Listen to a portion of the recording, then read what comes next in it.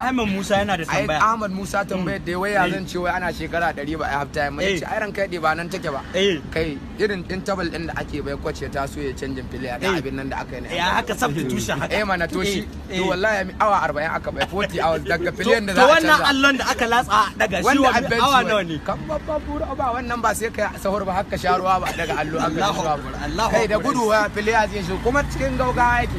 saboda distance din su a ce ma wai in suna F5 aside ka dai ga karamar gola akai to wai cikin ma wai kamar yadda kuke F4 donan ta local to F gola da ake kamar step din kahakka da kahakka can tasu ga tasu irin tasu gola an yanzu a auna da kiyasi na kamar haka nan take can wurin su dan adam ne zai yin tsayawa ba wuni haka to sai a saka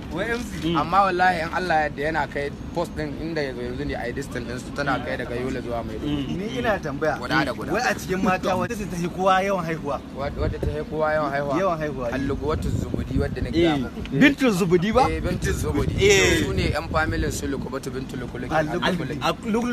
saboda bala'in ai su suka kawo ka tambayi su kula ki duk dangin su luhura bai dan labaratari duniya sun yi kowa family haihuwa mana yadda ka gari di haka su